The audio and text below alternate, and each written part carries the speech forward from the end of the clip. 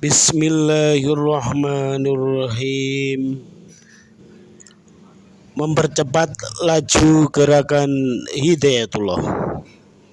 Hidayatullah sebagai sebuah lembaga pergerakan Islam atau sebagai harokah Islam pada dekade terakhir ini memfokuskan pada dua program utama, yaitu program tarbiyah dan program dakwah dengan berpola pada manhaj sistematika wahyu, sebuah manhaj yang berusaha menapak tilas perjalanan dan perjuangan Rasulullah Shallallahu Alaihi Wasallam bersama para sahabatnya yang pada masanya disebut khairul qurun, sebaik-baik masa.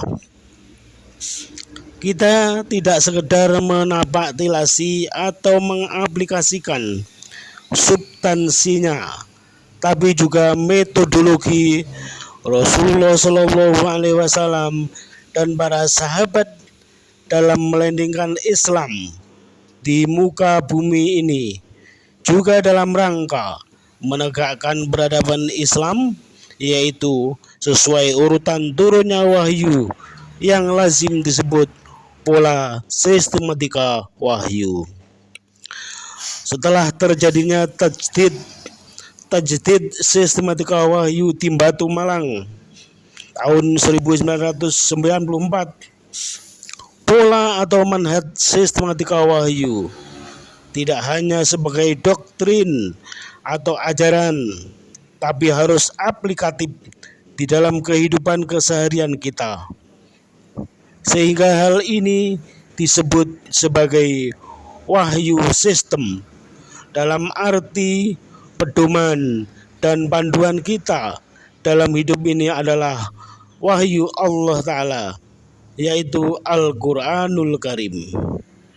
Allahu Yarham Ustadz Abdullah Said berargumen bahwa jika manusia di dunia ini berpedoman dan berpanduan selain wahyu atau karya hasil pemikiran manusia, betapa rusaknya mereka. Sebab kemampuan otak manusia sangat terbatas. Selain itu, secara fisik otak manusia bisa kena penyakit tumor, kanker, dan sebagainya. Metamorfosa,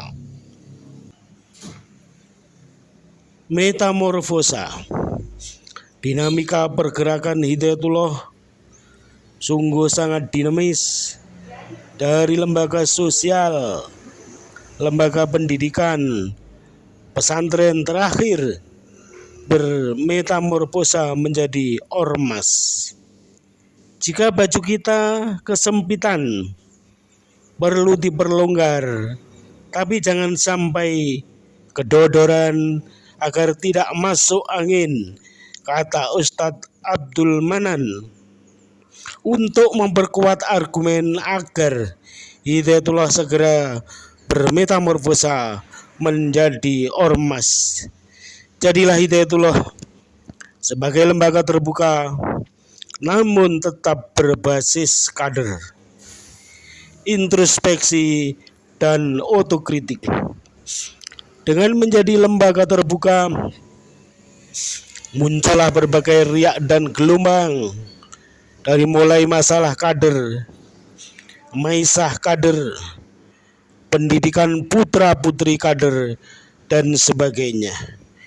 Hendaknya hal ini menjadi bahan muhasabah organisasi demi laju pertumbuhan dan perkembangan lembaga ke depan.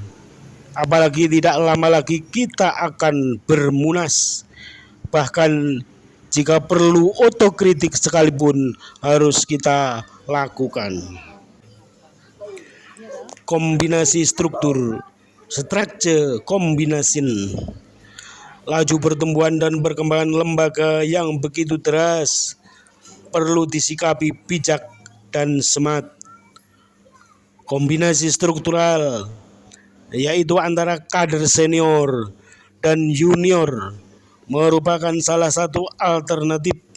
Hal ini dikandung maksud seperti yang disampaikan Ustadz Aziz Kahar Muzakar untuk menjaga proses transformasi dan